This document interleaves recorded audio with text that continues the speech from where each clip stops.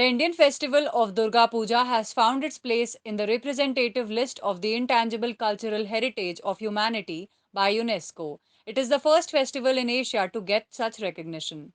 India's Durga Puja festival in Kolkata has become the latest event to be listed in the representative list of the intangible cultural heritage of humanity by the United Nations Educational, Scientific and Cultural Organization. This is the first festival in Asia to get such recognition. With this, as many as 14 events that represent India's tradition and culture have been inducted into the list.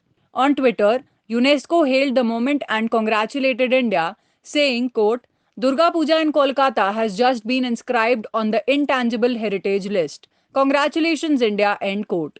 UNESCO said the festival has come to signify homecoming or a seasonal return to one's roots. Durga Puja is seen as the best instance of the public performance of religion and art and as a thriving ground for collaborative artists and designers. The festival is characterized by large scale installations and pavilions in urban areas, as well as traditional Bengali drumming and veneration of the goddess.